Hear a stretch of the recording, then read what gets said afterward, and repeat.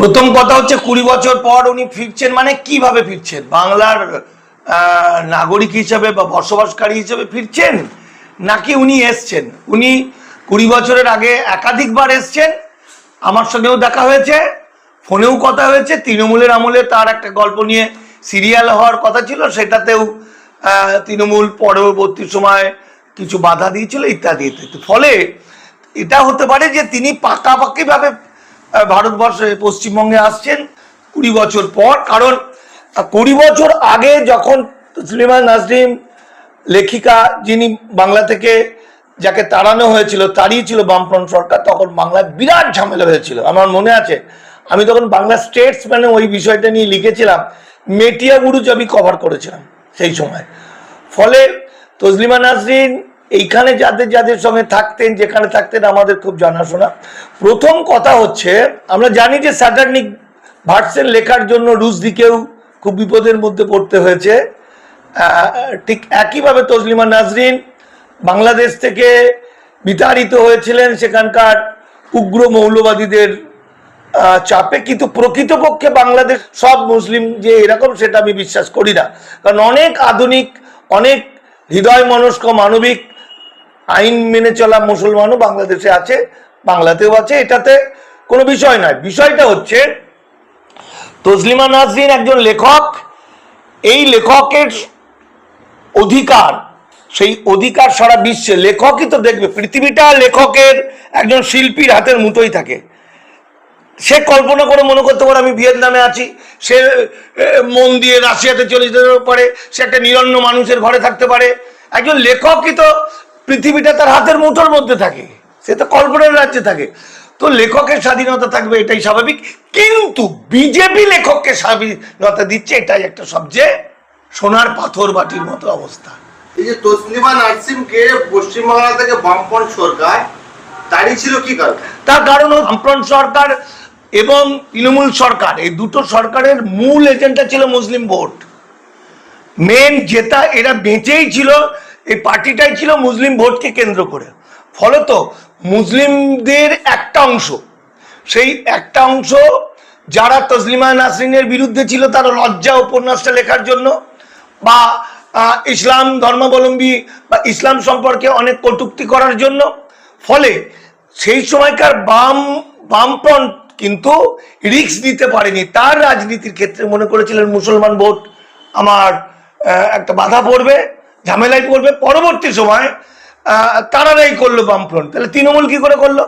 তৃণমূলের সময়েও কিন্তু তসলিমা আমাকে ফোন করেছিলেন যে আমার অমুক উপন্যাসটা সিনেমা করতে চাইছে, সিরিয়াল করতে চাইছে, তৃণমূলের এই নেতা আটকে দিচ্ছে, তুমি একটু বলে দাও। ঠিক আছে? ফলে আমাদের লেখকদের সঙ্গে তো লেখকের যোগাযোগ থাকবেই। ফলে তৃণমূল পার্টিও কিন্তু মুসলমান ভোট নিয়েই চলেছে। মুসলমান ব্যাপারটাই এরকম, সংখ্যালঘু বলছে, আসলে সংখ্যালঘু নয়, সমস্ত দিক থেকে এরা সংখ্যাগুরু, চিন্তায় ভাবনায় সবে। কিন্তু তাদের মধ্যে তো একটা অংশ আছে, যে অংশটা এর মুসলিমরা অনেকটা মতুয়াদের মতো গুরুবাদী। মতুয়ারা যেমন মনে করে শান্তনু ঠাকুর হলো ভগবান, আমাকে মেরে দিক আর বেনাগুড়ি করে দিক, দেখার দরকার নেই। মুসলমানদেরও মধ্যে মনে হচ্ছে অমুক অমুক নেতা, অমুক অমুক রাজনৈতিক নেতা, অমুক অমুক ধর্মগুরু, তিনি যেটা বলবেন সেটা।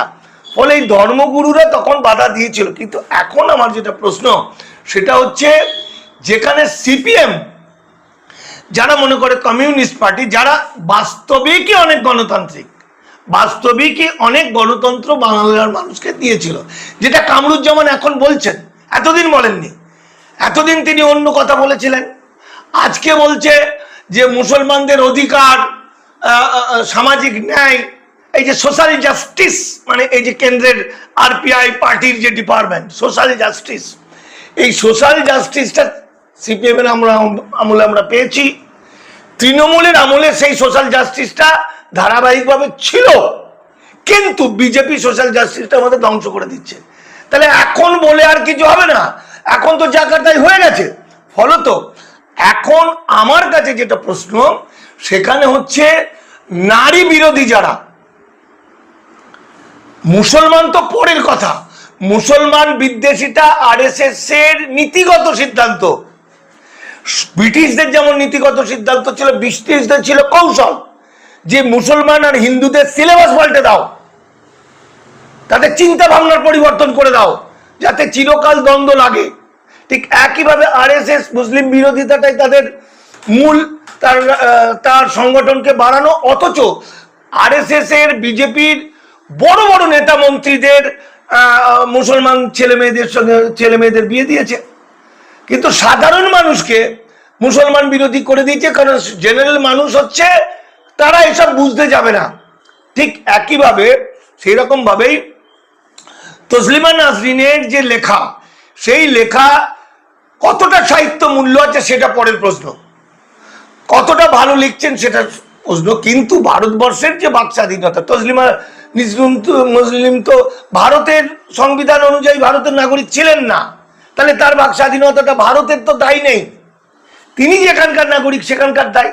এখন হয়তো তিনি ভারতের নাগরিকত্ব পেয়েছেন, আমি এটা জানি না, কারণ উনি যখন এসেছিলেন পাসপোর্ট ভিসা নিয়ে এসেছিলেন, ফলে নর্মাল নিয়মে মুসলমান বলে 11 বছর পর, হিন্দু বলে নতুন আইনে 5 বছর পর উনি হয়তো নাগরিকত্বটা গ্রহণ করেছেন।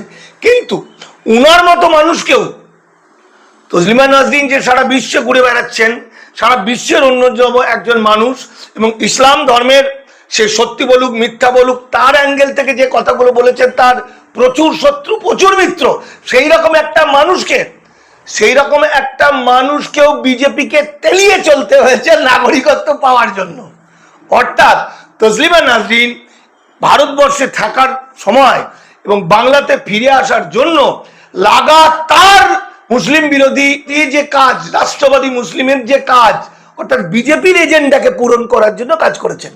ভাবাবেগে আঘাত করলে সেটা কি মানুষ সেটা দেবে? সেটাতে আইন বলবে, সেটা আইন বলবে, সে আইনে সেরকম প্রভিশন আছে, আইনের বাইরে তো কিছু নাই। কিন্তু প্রশ্নটা হচ্ছে যে যেখানে বিজেপির নীতিগত সিদ্ধান্ত হচ্ছে মুসলমানদের উপর টর্চার করো, মুসলমান মেয়েদেরকে বলছে, যোগী আদিত্যনাথ মুখ্যমন্ত্রী বসে আছেন, তার পাশে বলছে কবর থেকে তুলে নিয়েছে মুসলমান মেয়েকে রেপ করো, যেখানে নাফিসা ওই বাচ্চা মেয়েটাকে মন্দিরের মধ্যে ঢুকিয়ে পুরোহিতরা গ্যাংরেপ করে মেরে দিচ্ছে, যেখানে বিলকিস বানুর বাচ্চা মেয়েটাকে, কিশোরী মেয়েটাকে গ্যাংরেপ করে মেরে দিচ্ছে, যেখানে মুসলমান মেয়েদের উপর টর্চারটা একটা নীতিগত জায়গায় চলে এসছে, লিখিতভাবে না থাকলেও মুসলিম বিরোধিতা। কারণ হিটলারের অনুগামী আরএসএস, হিটলার যেমন বলেছিল যে ইহুদিরা যদি ধর্মান্তরিত না হয় তাহলে শেষ করতে হবে, একইভাবে মুসলমানরা, শুভেন্দু অধিকারী মাননীয় মুখ্যমন্ত্রী বলছেন যে ধর্মান্তরিত হও।